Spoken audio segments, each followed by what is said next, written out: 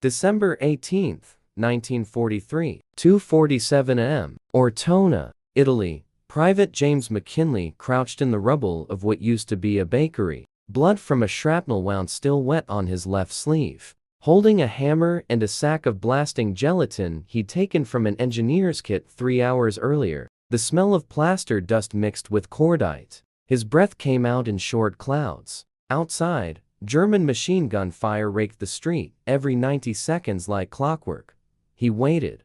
The plan was simple. Too simple. That's what his sergeant had said 6 hours ago when McKinley first suggested it. "You want to do what, Private?" Sergeant Holloway had laughed. Actually laughed. Right there in the command post with the map still warm from the lamp. "Blow holes through the walls? March through people's houses like rats?" The other men had joined in. Corporal Davies slapped his knee. Lieutenant Morrison just shook his head and told McKinley to get back to his position and stop wasting everyone's time with schoolboy ideas. They laughed, and no one believed. The Germans held Ortona like a fortress. Every street was a killing corridor. Every window hid a sniper. Every doorway could erupt with MP40 fire. The Canadian 1st Division had been bleeding for 5 days trying to take this coastal town, and the rubble only made it worse. Advance down a street, lose 4 men. Try the next street, lose 6. The Wehrmacht's 1st Parachute Division had turned every building into a bunker, every alley into an ambush. And the Canadians kept dying the same way, over and over, funneled into German crosshairs, because there was no other route forward. McKinley had watched it happen. He'd counted. Private Robert Chen, December 13th, caught in the open on Via Cavour, cut down before he made it 3 steps past the church. Lance Corporal Douglas McPhee, December 14th, bled out in a doorway on Corso Vittorio Emanuele after a grenade took his legs. Screamed for 11 minutes before he stopped. Private William Doucette, December 15th, sniper round through the throat. Fell backward into McKinley's arms, still trying to breathe. Eyes wide and confused. Corporal Andrew Laviolette, December 16th, machine gun nest on the 2nd floor. Never saw it. Took 17 rounds across the chest and stomach. Private Peter Kowalski, December 16th, same machine gun nest. Died trying to drag Laviolette back.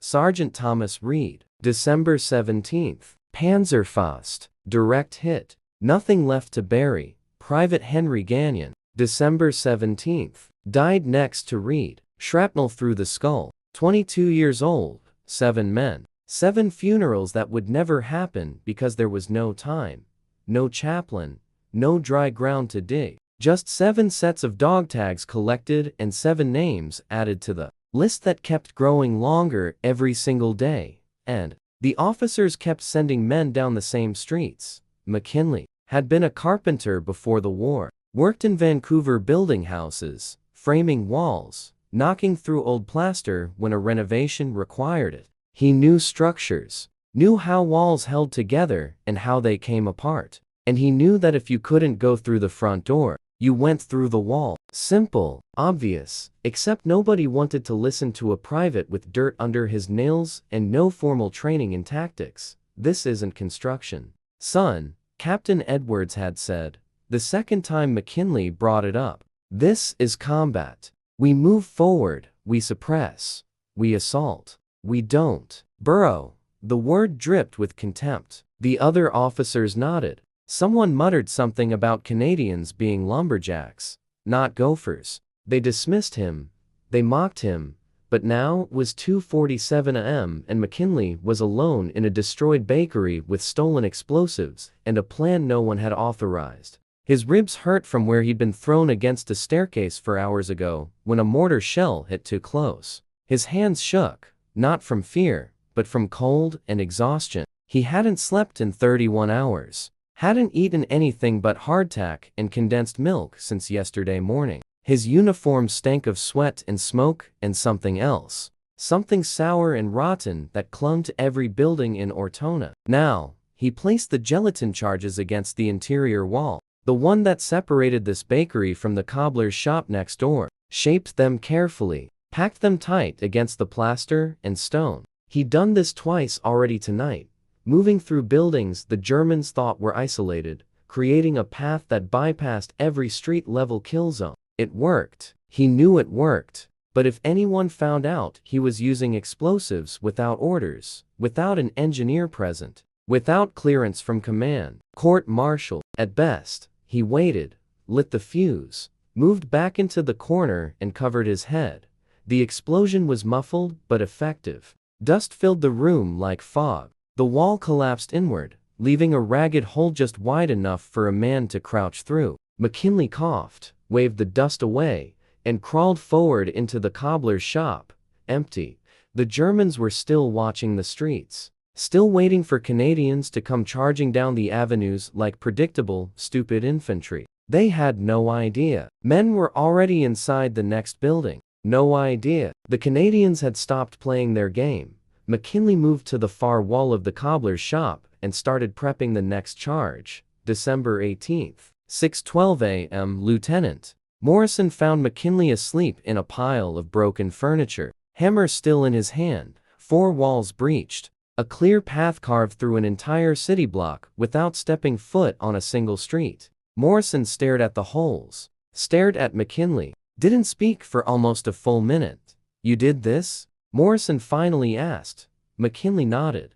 Morrison looked back through the holes again, tracing the route with his eyes. "How many buildings?" "6 so far, sir." Morrison was quiet. Then he crouched down, touched the edges of one of the blast holes, felt the precision of it. "You could have killed yourself." "Yes, sir." "You could have brought half these buildings down on your own head." "Yes, sir." "You disobeyed direct orders." "I never received orders not to do it."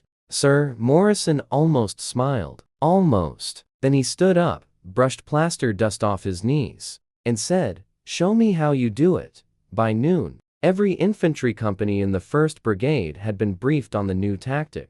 They called it mouse holing. Simple term for a simple idea. Blow a hole in the wall. Move through the building. Blow another hole. Keep going. Stay out of the streets. Let the Germans wait for targets that would never come. The officers acted like it had been their idea all along. No mention of McKinley. No credit given. Captain Edwards stood in front of the assembled men and explained the technique as if he'd invented it himself, right down to the spacing of the charges and the angle of entry. McKinley stood in the back and said nothing. He waited. By December 19th, the entire Canadian advance had shifted. No more suicidal street charges. No more predictable routes. They moved through Ortona like ghosts, appearing in second-floor windows the Germans thought were secure, emerging from basements the Wehrmacht had already cleared. The paratroops started to panic, radioed back to their commanders that the Canadians were using unorthodox methods,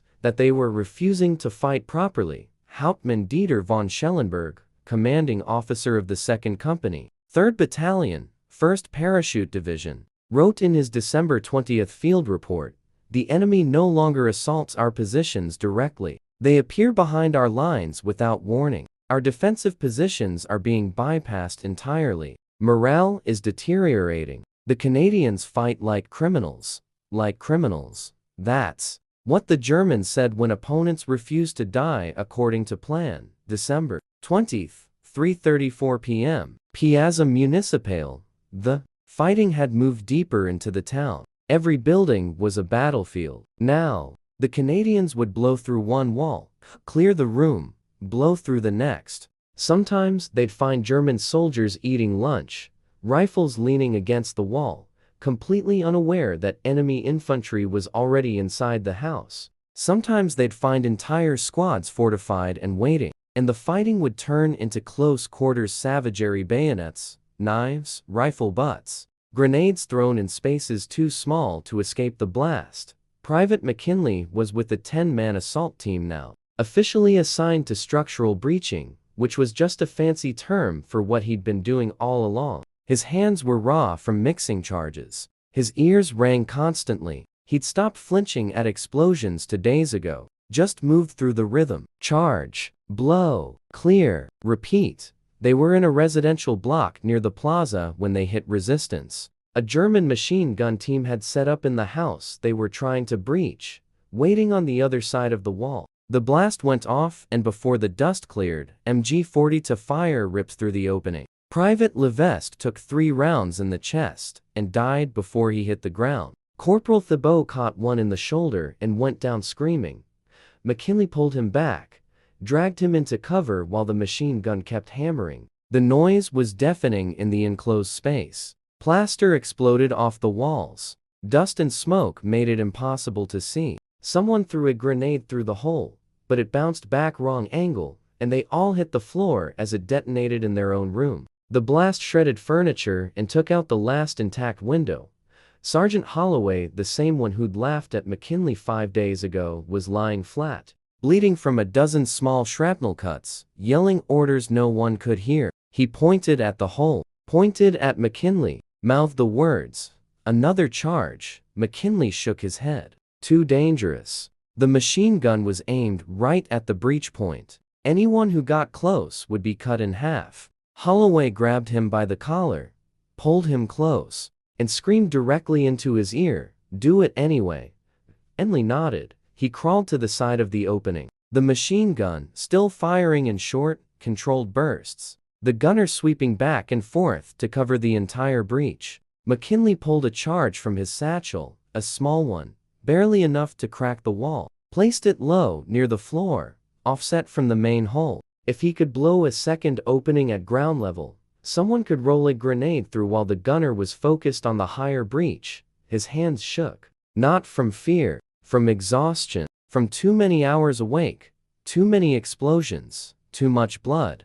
He set the fuse. 10 seconds, pulled back. The blast took out a chunk of wall the size of a dinner plate, right at floor level, exactly where he'd aimed it. Sergeant Holloway didn't hesitate. Pulled the pin on a grenade, let the spoon fly, counted 1 Mississippi, then rolled it through the new hole like he was bowling. 3 seconds later the grenade detonated inside the German position. The machine gun stopped. Screaming started, then stopped. Silence. The team moved through the breach, found 3 dead Germans in the room, the machine gun on its side, ammunition belts scattered everywhere. One of the soldiers was still alive, gut wounded, trying to crawl toward a rifle. Private DeMarco put a round through his head without breaking stride. No1 spoke. They just kept moving. December 21st, 11:03 p.m.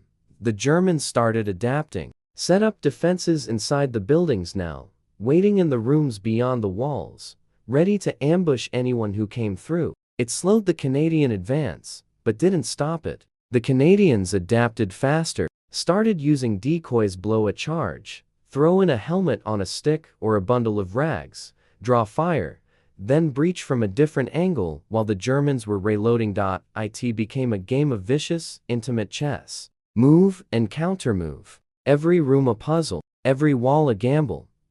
Enley stopped sleeping in anything resembling safety. Just caught 20-minute naps and bombed out corners, rifle across his lap, satchel of explosives under his head, like a pillow. His uniform was stiff with dried blood, some his, most not.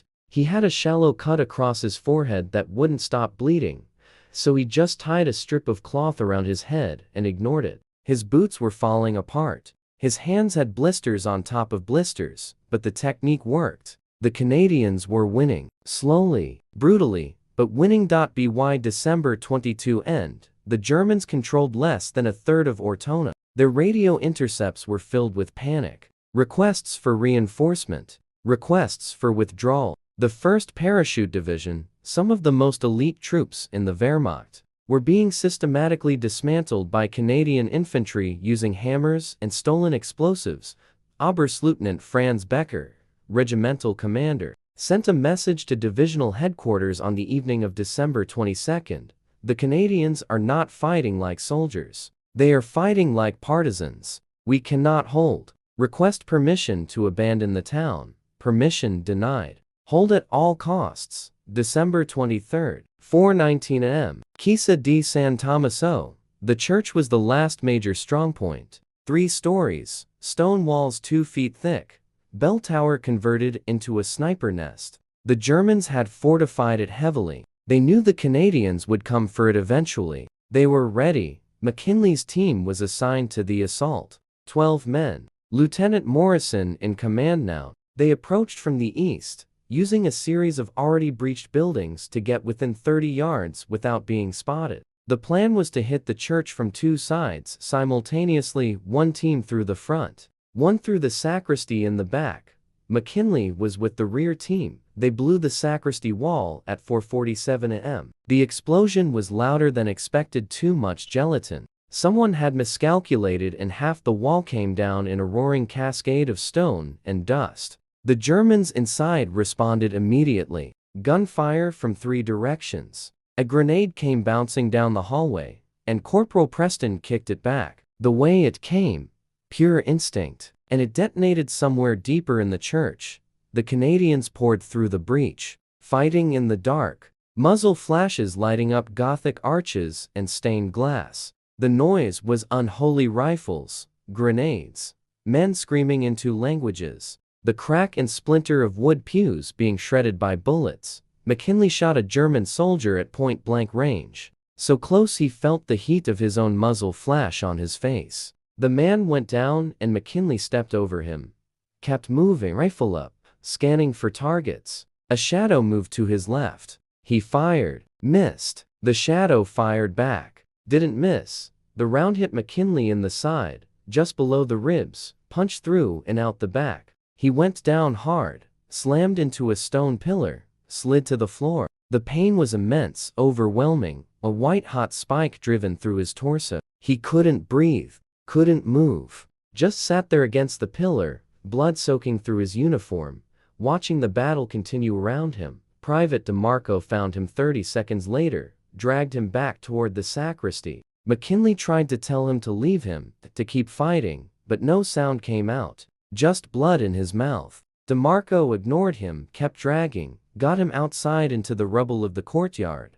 A medic appeared, started cutting away McKinley's uniform, pressed gauze against the wound, said something McKinley couldn't hear. The world was getting dim around the edges, distant, the sounds of battle fading into a low roar, like ocean waves. He waited and thought about nothing at all. December 28, 1943, Ortona fell. The Germans withdrew during the night of December 27, abandoning what little they still held, retreating north toward Pescara. The Canadians occupied the ruins. Over 1,400 Canadian casualties in 3 weeks of fighting, 800 dead. For one small coastal town most people had never heard of, Private James McKinley survived his wound, spent 6 weeks in a field hospital, then another 3 months recovering in Naples. By the time he returned to his unit in March of 1944, the 1st Division had moved on. No one talked about Ortona anymore.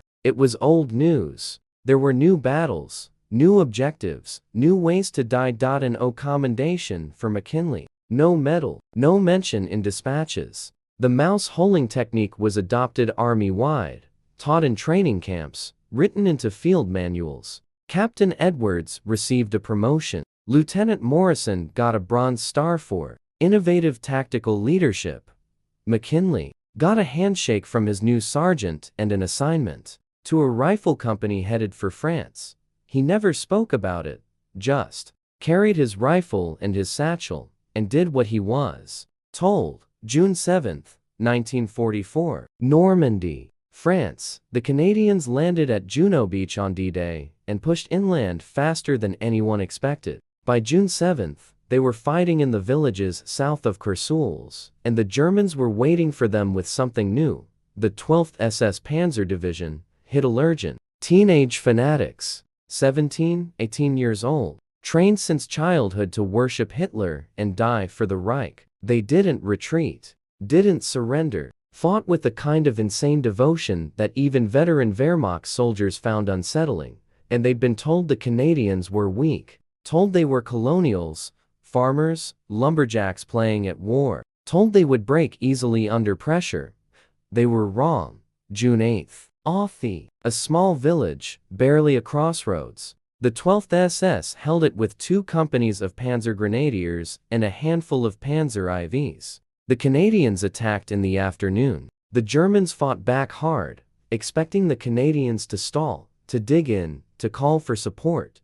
Instead, the Canadians kept coming, pushed through machine gun fire, flanked positions that should have been unflankable, used the mouse-holing technique even in the rubble of Norman farmhouses, blowing through walls to avoid kill zones, appearing in places the SS thought were secure. By nightfall, Authie was in Canadian hands. 64 SS soldiers dead, 11 captured. The rest retreated in chaos. Standartenführer Kurt Meyer, commanding the 12th SS Division, watched the battle from a church steeple 2 kilometers away. Watched his elite troops, his Hitlerjugend, his perfect soldiers get torn apart by Canadians who refused to follow the script. He lowered his binoculars and said to his aide, "They fight like Russians. No, worse. They fight like they enjoy it." And maybe that was true. Maybe after Ortona, after the Liri Valley, after Dieppe and Hong Kong and years of being dismissed as second-rate soldiers, the Canadians had something to prove. Or maybe they were just tired. Tired of losing friends. Tired of dying in predictable ways. Tired of fighting fair. Either way, the Germans noticed. June 11, 1944. Norrie and Besson, the 12th SS, tried again. Dug in along a ridge overlooking the village. Positioned Panther tanks in hull-down positions with perfect fields of fire. Registered their artillery on every approach route. They were ready. This time, they thought, the Canadians would break. The Canadians attacked at dawn. The SS opened fire at 800 meters. Cut down the first wave. The Canadians didn't stop. Second wave kept coming. Third wave. They took horrific casualties, but they didn't retreat. Didn't even slow down. And then they started using the same dirty tricks they'd learned in Italy. Decoy attacks on the left while the real assault came from the right. Smoke grenades to blind the tank gunners. Infantry crawling through drainage ditches the Germans thought were impassable. Sappers blowing paths through minefields in the middle of the firefight. It was chaotic, brutal, and effective. By mid-afternoon, the Canadians had broken through the first defensive line. By evening, they were in the village. The SS fought room to room, house to house, exactly like Ortona. And the Canadians fought the same way they had in Italy, through the walls, through the floors, through the roofs. Appearing everywhere, unstoppable. Untersturmführer Hans Waldler, a platoon commander in the 12th SS, survived the battle and wrote in a letter to his family, "These are not the same soldiers we were told to expect. They do not care about their own lives. They do not care about ours. I think they are insane." By June 12, Norrie was in Canadian hands. Another 100 SS dead. Morale in the 12th SS Division, previously unshakable, began to crack. July 4, 1944. Carpiquet Airfield, the fighting around Cannes had turned into a meat grinder. The 12th SS was dug in deep, supported by heavy armor and artillery. The Canadians needed the airfield to support the push into Cannes itself. High Command expected it to take days. Told the Canadians to be patient, to call for air support, to wait for reinforcements. The Canadians attacked anyway. July 4, 6 o'clock a.m. artillery barrage for 20 minutes. Then the infantry went in. The SS was ready. They'd been ready for weeks. But the Canadians didn't care. They just kept coming, wave after wave, absorbing losses that should have broken any unit, and grinding forward meter by meter. Private McKinley was there, back with his unit, back in the fight, still carrying his satchel, still blowing holes in walls, still doing the job no one wanted to give him credit for. His wound had healed, but it still hurt when he breathed too deep. He ignored it, ignored everything except the wall in front of him and the charge he needed to place. The airfield battle lasted 3 days. The Canadians lost 377 men, but they took the airfield, took it from the 12th SS Panzer Division, the same unit that was supposed to throw the Allies back into the sea, the same teenagers who'd been told they were invincible. By July 7th, the survivors of the 12th SS were in full retreat. Kurt Meyer was captured 2 months later. In his interrogation, when asked which Allied forces he feared most, he didn't say the Americans, didn't say the British. He said, the Canadians. Always the Canadians. They don't stop. You kill 10 and 20 more come. You destroy their position, and they're already behind you. They're everywhere. August 14, 1944. Falaise Pocket.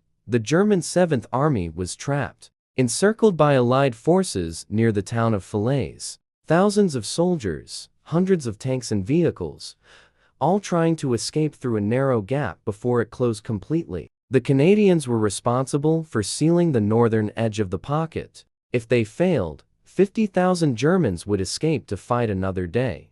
They didn't fail. August 14th through August 21st. 7 days of non-stop combat. The Germans threw everything they had at the Canadian lines, trying to break out. Panzer attacks, infantry assaults, desperate, suicidal charges by men who knew they'd die in the pocket if they didn't break free. The Canadians held, took brutal casualties, but they held. And when German units tried to infiltrate through at night, tried to sneak past in small groups, the Canadians hunted them down, used the same ambush tactics they'd learned in Italy, set traps, used decoys, killed Germans in the dark with bayonets and knives because they'd run low on ammunition and didn't have time to wait for resupply. By August 21 Street, the Falaise Pocket was closed. Over 10,000 Germans killed, 50,000 captured. The 7th Army ceased to exist as a fighting force. The Canadians had done it. Again, October 12, 1944. Scheldt Estuary, Netherlands. The port of Antwerp was in Allied hands, but it was useless because the Germans still controlled the Scheldt River approaches. The estuary was a nightmare of flooded polders, fortified islands, and dug-in German defenders who'd been told to hold at all costs. High Command gave the job to the Canadians. Clear the Scheldt, they said. Open the port. It took 5 weeks. 5 weeks of fighting in waist-deep water, through minefields, against an enemy that had every advantage. The Germans used the terrain expertly, flooded fields to channel Canadian attacks into killing zones, fortified the dikes, turned every farmhouse into a bunker.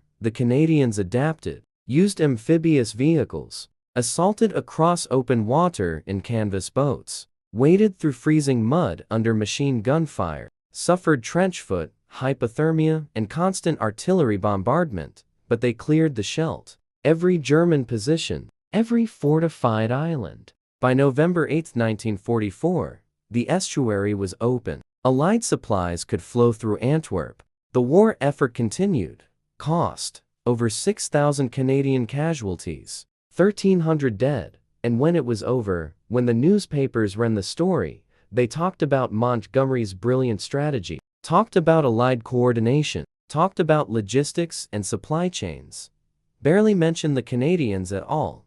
April 17, 1945. Apeldoorn, Netherlands. The war was almost over. Germany was collapsing, but there was still fighting, still dying. The Canadians were pushing through the Netherlands now, liberating towns, clearing out the last Wehrmacht holdouts. The Dutch loved them, threw flowers, waved flags, cried in the streets. After 5 years of occupation, the Canadians were heroes, but there were no parades for Private James McKinley. He was still just a private, still carrying his rifle, his satchel, his scars. He'd survived Ortona, Normandy, Falaise, the Scheldt, and a dozen smaller battles that didn't even have names. He'd killed more Germans than he could count, saved more Canadian lives than he'd ever know, invented a tactic that had been adopted by armies around the world, and no one remembered. No one cared. On April 17th, during a skirmish outside Apeldoorn, German sniper put a round through McKinley's chest.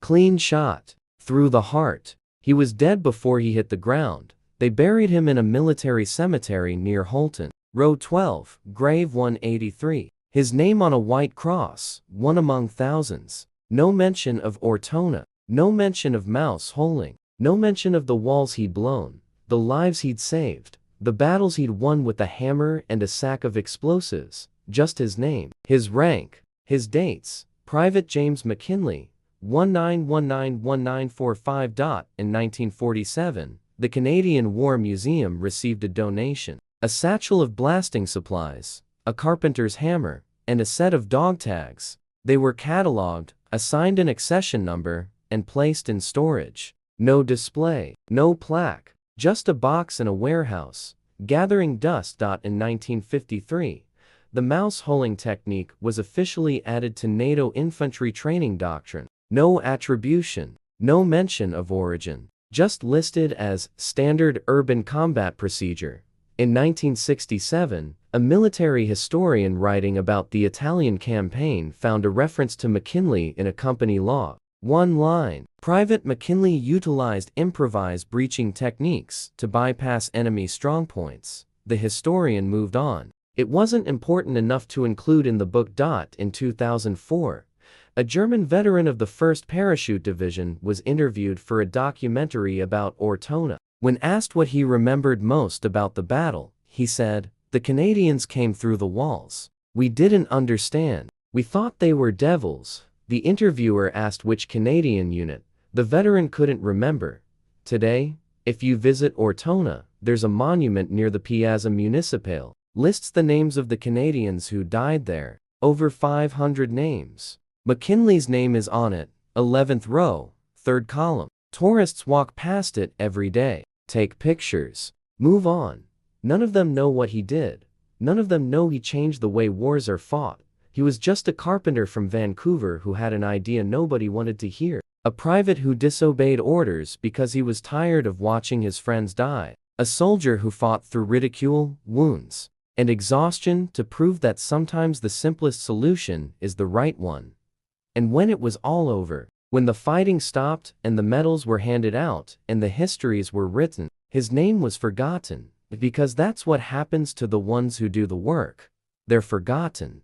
But the Germans remembered. For the rest of their lives, the survivors of Ortona and Normandy and the Scheldt remembered one thing with absolute clarity. When you fought Canadians, you didn't just fight an army. You fought men who refused to lose, who adapted faster, who hit harder, who scared you in ways the Americans and British never did, because the Canadians fought like they had something to prove, and they did.